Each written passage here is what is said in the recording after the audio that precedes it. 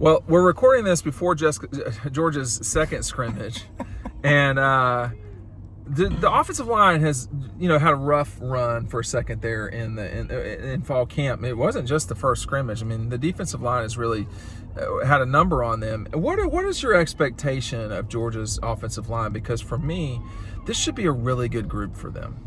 I think it's going to be one of the best in college football. Okay. Again, Amarius at right tackle, I keep hearing good things about him, but there's a lot of not only talent, but a lot of experience. There's a lot of veteran guys. Cedric Van Pran, multi-year starter at center. Tate Radlich, so good. Multi-year starter at right guard. Xavier Trust, a mountain of a man, multi-year starter at left guard. Yep. Amarius has first-round potential, and you just can't teach that size and length that he has.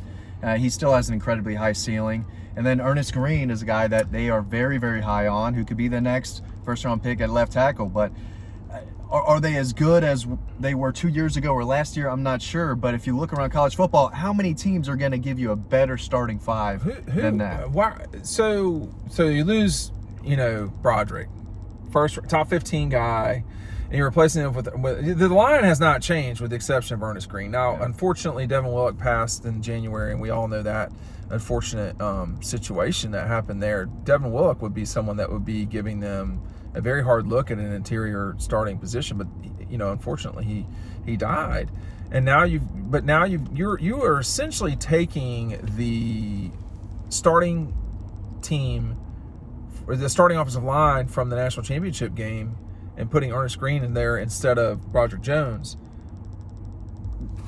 I mean, Broderick Jones to Green is the question. How much a drop-off is that? Because when Broderick didn't play for a while, and then when he did, it was lights out for Georgia, man. And that's who they lost. We'll see. He's a guy I tried to focus on a little bit during the spring game, but everyone's saying the kid is really, really good. I'm expecting some drop-off, right? There has to be some drop-off. But it's good that he's at least a year and a half in the system. You're not throwing out a true freshman out there. But he beat out... When's the last time they were bad at left tackle, Georgia, or when it was a liability? I mean, Xavier Trust in the Peach Bowl, but even then, I guess. But that was just one game. Yeah, it was one game. Who was the kid before Isaiah Wynn? He was like a grad transfer. Tyler Catalina, maybe Tyler Catalina. That's a long time Tyler ago. Catalina, yeah. But I think Isaiah Wynn came after him. Isaiah moved from right to left, if I'm not mistaken, for that 17th season. Yeah. Make sure that you're signing up for our newsletter. The link is right down below. There's just too much that we cannot get to, breaking news specifically, which seems to come a lot these days, whether it's commitments or whatever. But make sure you have that in your repertoire coming up. Yeah. Go ahead. Yeah, should have some Dylan Raiola highlights coming soon. That's where we are now. We're at the Buford game, killing time, making content for y'all. But this line is going to be really important for them, clearly.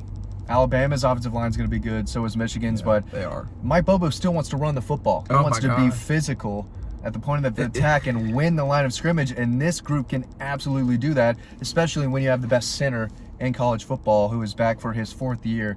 That was as big as anything, him coming back for this year. Go through that story a little bit there. We're at SoFi. You don't have to give details, but we're at SoFi, and there's a discussion of, he's probably going to go. Just take it from there. You don't have to give all the details. Yeah, I thought there was a good chance. He was looking hard. I'll say he was looking hard at the NFL, decided to come back because he knew they could do something special.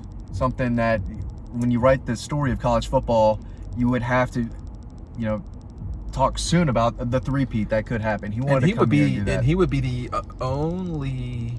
Brock Bowers would go three. Okay, so it would be titles. Brock and Cedric Van Pran as 3-year starters. I think would be the only 3-year starter. That'd be something. We could be wrong about that.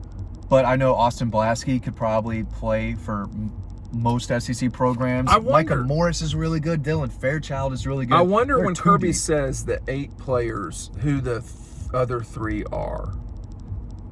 Who do you think the other 3 players are that when Kirby talks about he feels like they have 8 really good offensive linemen ready to play? I think Austin Pulaski is one of them. He can play. center, guard, I was just or going to say, tackle. he could be your backup center in theory. And And I he's not. Yes, he could be. He's playing left, though. Jared isn't he? Wilson, I think, is the backup center. I was told he had That's some right. snap issues here and there, so Austin Pulaski got to look at center. But I think Ernest Green is the one who he beat out Austin Pulaski for left tackle. Okay. And keeping him, I was told that he was looking hard at transferring if he didn't feel like he could win a starting job. It looks like he's the next lineman in at any position. Pulaski? Yeah.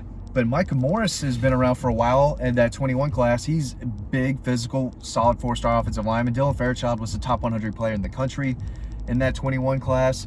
And these guys have been around a minute now. They're not new, and they would be starting at a lot of other places. Isn't Pulaski, in a way, the best overall example of Georgia's situation, which is that I don't recall. So he was an NC State guy.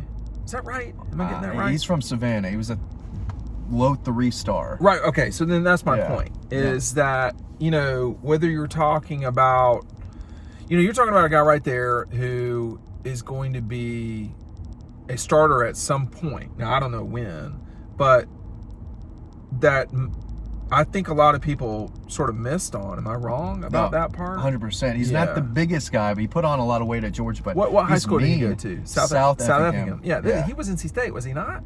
He may have been. Okay. I didn't know as much of his recruitment until Georgia offered, so he may have. Now, I he could may be have getting been. that wrong, but I remember this now. I don't remember all the details, so you could be right. But my point, though, in the grand scheme of things, is here's a guy who, no one. He's had 2 offensive line coaches. He really was not overly sought after, but he has gotten into their system, and they're doing something at Georgia. Was as it relates to development, not just of everybody, but the offensive line too. And Stacy has been a very good coach for a long time, and has done it in a lot of places: Virginia Tech, North Carolina, Texas, Georgia. He's been around the block. He's considered a very good offensive line coach, and this group he will have to meld together. But all along the way, if your so-called number 6 player can come in and do a lot of different spots, that gives you a really big, wide margin of error for problems. Yeah. Because guys can get hurt. Yep, and you see on the defensive line, guys rotate all the time. On the offensive line, you want to have that more chemistry. Right. But if they substituted a guard here, a tackle here, they'd be just fine. If you do happen to go back and watch the second half of that national championship game, when the number 2 offensive line was in, they still ran all over them. They were bullies. I mean, that's a really, really strong unit. And to say that they've, kind of lost some battles in practice just goes to how good the defensive line is. Well, I mean, people sometimes clip these and kind of do what they want with them, but Classic. That's not. I mean, is there something to be concerned about? No, not to me necessarily. It's a question, though. I mean, when you want to win, if you can, but you should on those days.